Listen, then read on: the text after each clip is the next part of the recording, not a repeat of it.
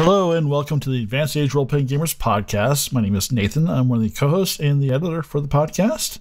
If you're not familiar with us, we are an actual play podcast that also does a few interviews. We've got Alien on all the podcast channels as our starter episodes, and then we've been going with Twitter. And we've been going with Twilight 2000 for the past 12 episodes. We've got a few more of those left, and then we'll be switching to something else. But that's not why I'm here. I've noticed that there's a lot of podcasters like me who are starting out with Reaper.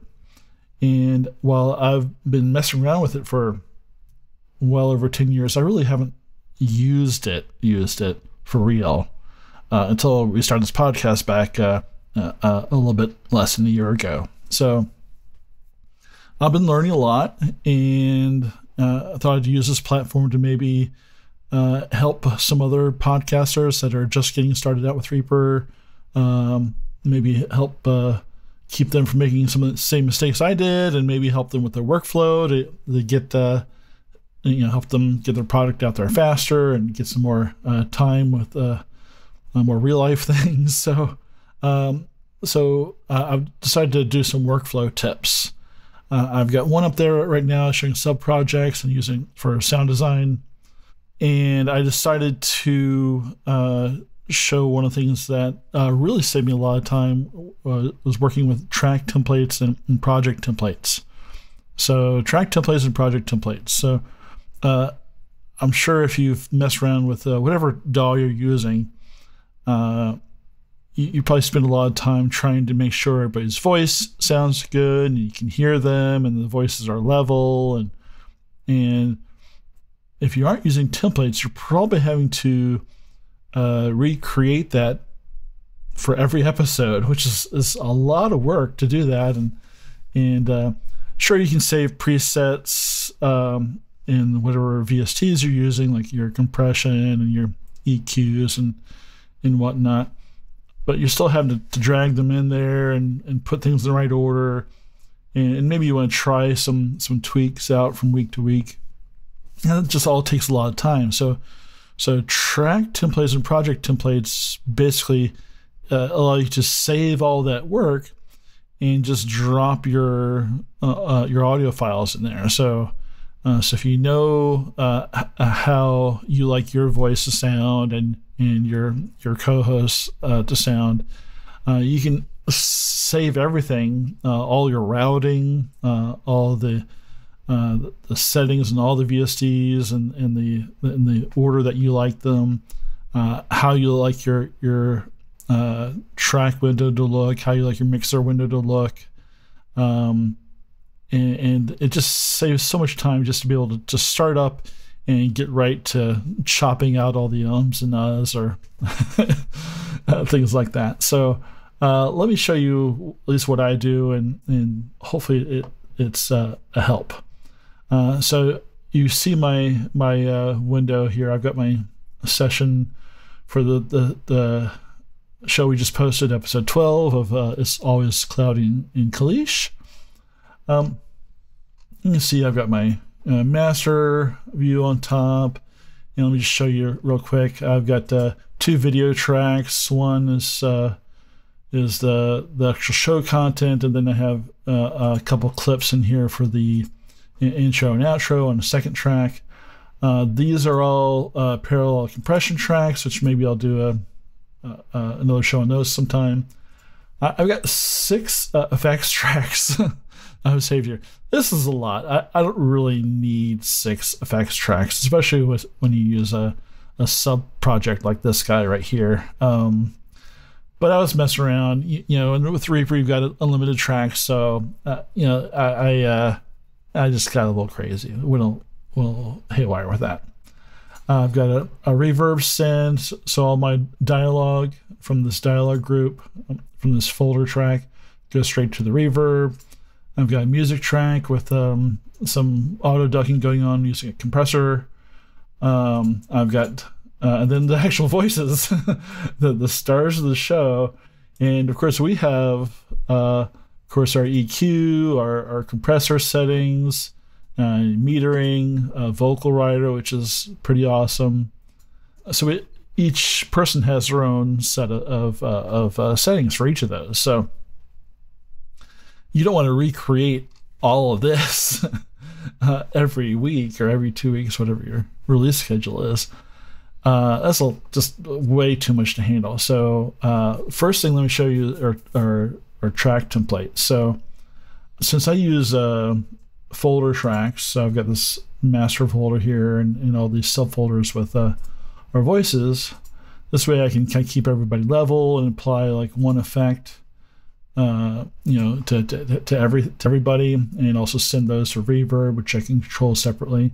So I like having a separate tracks for that. So if I select all of those, I select the group track, the master folder, and everything down, right click on it, and save tracks as track template. Pretty obvious there. Then all you have to do is give it a name. So this is my dialogue track template. So I can save that, and you can see I've got a couple of check boxes here. Include track items in the template. I don't include all the items because I finished this episode. This is done.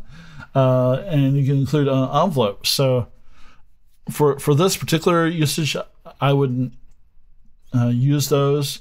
I might include track items in the template if I did made a template for my my credits and my intro. That can be pretty handy because that way I don't have to go and dig through the Media Explorer to find those files and drop them in every time. I just add the template and it's done. But for this demo, I'm not going to do that. So I just hit save. I'm good to go, and I'm going to open a new project tab here. All right, so you see I've got my new project here. I can go back to my old one there. But here's my blank project. It's not saved yet. I don't have a name for it. And I just right click in the track area, insert track from template, and I call this dialogue track template. And there I am. So everything's there with all the my presets already done for everybody. So all that is done. I don't have to do anything else. And I've got a few other track templates, so let me insert some of those. I've got my my video effects template. So these are pretty cool for I've got of course my 2 video tracks, and then I've got some video effects tracks, which are pretty fun for making those Instagram videos with the oscilloscope effect. So I've got that already saved and ready to go. I don't have to recreate that because there's a lot of steps to doing that and getting that set up the right way. The titling, that kind of stuff for doing videos, very, very handy. So I like this. I want to save this as a new project, as my default project template. So I go up here to Files. I go to Project Templates. Save project as template. Give a name. Say new demo project template, just so it's easy to find. And there, I'm done. I've saved this whole project exactly how you see it as a new template. So why don't I bring that up? So why don't I just close everything here? Close all this. I'll close all these. Get rid of all that. And I just go up here to Project Templates, New Demo Project Template, and launch that. And I'll give this a name. It's in my projects here. So templates. One.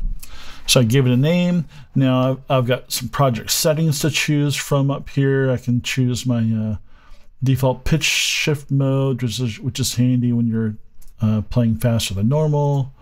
You can see my default is to have a media folder just for my audio and video stems.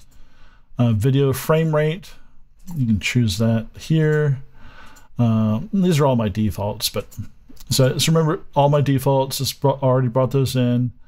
If I change this, I can hit the save as default project settings. If I don't want to do 60 frames per second anymore for my video, I can make that my default, but I'm not going to do that. And here we go. So I've got everything as it's supposed to be sitting right here. So that's kind of it in a nutshell, but let me show you one more thing. So let's say you use the same template for recording and editing. It's the same template you use all the time. You can go into Preferences or Control P or Command P on Mac and make that a default. So every time you create a new project, it's always using this one project template. So I click on the project icon right there. This is probably pretty small for you. I'm sorry for that. But the first option here, it says, when creating new projects, use the following project as a template. So you can browse to the templates, and of course you can see these are the same list of templates that I showed you before. And I can choose whatever the default is. So anytime I create a new project, it uses that as the default, no matter what. So you can, I'll show you mine right here. I'll just hit File and New Project, and you'll see my default project. And of course you have to give it a name. I'm just going to say test just to get it out of the way. Yeah. So my default template has a lot going on in it. So I use this for recording and editing. So I have my record tracks here for my backup, my safety that I pull in from OBS, as well as my mic right here. And then I have my editing tracks up here, which are pretty handy. So this is what I do. You don't have to do it this way for sure, but this saves me a lot of time. But anyway, that's a project and track templates in a nutshell. Some final notes that you don't want to do. If you save a project template that has all your items in it, when you create that new project template, all your items will show back up again. So it's good if you have like music that you use all the time, but you don't want the dialogue from your last episode in there. So make sure that all your audio and everything is empty when you create those project templates. Track templates, that could be handy to include those items in there, and you have the checkbox for that. But the project template, it just grabs everything. It doesn't ask you. So that's my last final tip. If you like this type of content, subscribe, comment below, and let me know. I'd like to know what you guys want to know more about. There's a lot of great tutorials out there. I lean heavily on channels like Reaper Mania, Reaper Blog, IDD, QD, Leandro Fascinetti. I hope I didn't maul his name too badly, but I use a lot of his scripts. They're great. But let me know what you need, and maybe I'll make it for one of the future episodes. But thanks, and talk to you soon.